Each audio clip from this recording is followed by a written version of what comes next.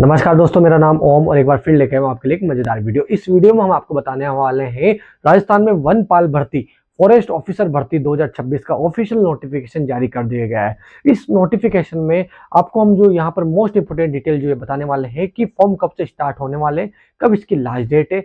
Second जो है आपको यहाँ बताने वाले इसकी योग्यता एलिजिबिलिटी क्या रहने वाली। उसके बाद आपको यहाँ बताने वाले हैं हम उसकी एज लिमिट, क्योंकि व्यक्ति बहुत सारे एज लिमिट में कंफ्यूजन रहता है, तो यहाँ पर आपको एज लिमिट बताने वाले हैं। उसके बाद आपको यहाँ पर फिजिकल में आपको क्या क्या मांगा गया है, उसके बाद यहाँ पर आपको कितना पेमेंट लगने वाला है। उसके बाद आपका यहाँ पर हम बताने वाले हैं कि फॉर्म भरते वक्त आपको किस किन डॉक्यूमेंट को आपके साथ कैरी करके रखना है।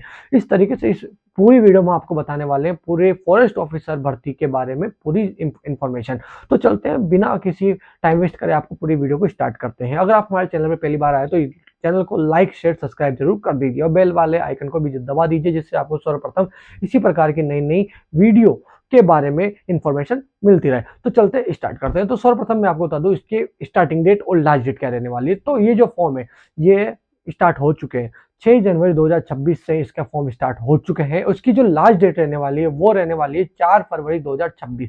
4 फरवरी इसकी लास्ट डेट रहने वाली है। मतलब आपका जो एग्जाम होने वाला है वो OMR शीट के जरिए होगा। ठीक है, ये OMR बेस आपका एग्जाम होने वाला है। उसके बाद चलते हैं इसकी नेक्स्ट डिटेल एज लिमिट।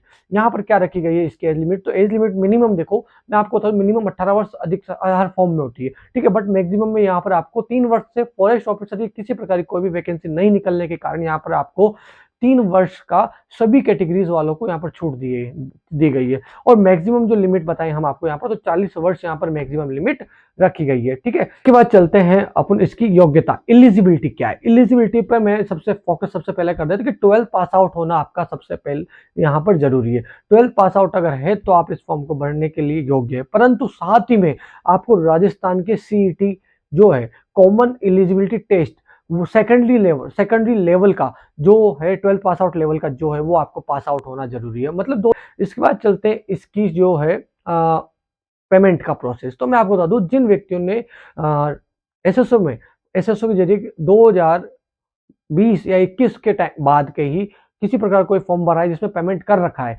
तो आपको दोबारा यहाँ पर कोई पेमेंट नहीं करना है। यहाँ पर वन टाइम रजिस्ट्रेशन की प्रोसेस है, मतलब जिसने एक बार पेमेंट कर दिया उसको दोबारा फॉर्म में किसी प्रकार का पेमेंट देने की जरूरत नहीं है। परंतु जो व्यक्ति फर्स्ट टाइम यहाँ पर पेमेंट भरने वाला है, फर्स्ट टाइम जो कोई फॉर्म भरने वाला है इस वैकेंसी के अंदर, तो यहाँ पर जनरल वालों के यहाँ पर 500 रखे गए, बाकी सभी कैटेगरीज वालों के यहाँ पर 400 रुपए रखे गए। मतलब जो भी रिजर्व कैटेगरी में आते हैं उन सभी के यहाँ पर 400 रुपए पेमेंट रखा गया है, और जो रिजर्व में अनरिजर्व में आते हैं उनका यहाँ पर 500 रुपए पेमेंट रखा गया है। उसी के साथ चलते हैं हम यहाँ पर इसकी जो है पोस्टें कितनी है। 259 रहने वाली है।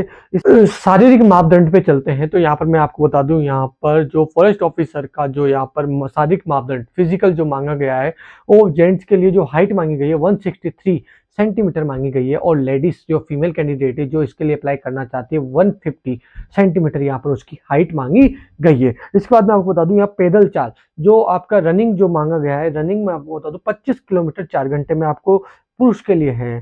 ठीक है, और लेडीज के लिए 16 किलोमीटर 4 घंटे के लिए यहाँ पर रखी गई है। मतलब लेडीज और जेंट्स दोनों में डिफरेंट रखा गया है। यहाँ पर जेंट्स के लिए 25 किलोमीटर का जो है यहाँ पर रन ट्रैक रखा गया है 4 घंटे में, और जो फीमेल कैंडिडेट है उनके लिए यहाँ पर 16 किलोमीटर का ट्रैक रखा गया है। ये आपके फिजिकल में आ जाता है। उसके बाद चलते हैं अब सबसे मेन इंपॉर्टेंट डिटेल क्या होती है कि अगर आप फॉर्म भरने जा रहे हो तो वहाँ पर आपको क्या क्या डॉक्यूमेंट कैरी करके लेके जाने हैं, जिससे आपके फॉर्म को भरते वक्त किसी प्रकार की कोई प्रॉब्लम ना हो। नहीं तो फॉर्म स्टार्ट होने के बाद क्या होता है, किसी प्रकार की छोटी मोटी प्रॉब्लम के कारण, बहुत सारी छोटी छोटी चीज़ों के कारण क्या है, फॉर्म में बहुत सारी प्रॉब्लम्स और बहुत सारी मिस्टेक आ जाती है। नाम हो, डिटेल हो, आपकी पर्सनल इन्फॉर्मेशन हो। ठीक है, तो सर्वप्रथम मैं आपको बता दूं यहाँ पर आपको 10th की मार्कशीट आपको लेके जानी है, साथ में आपकी 12th की मार्कशीट लेके जानी है। उसके साथ आपको जो आपने CET का एग्जाम दिया था 2022-23 जो भी था उसमें आपने एग्जाम दिया था CET का, उसकी यहाँ पर अंग तालिका भी आपके साथ में लगने वाली है।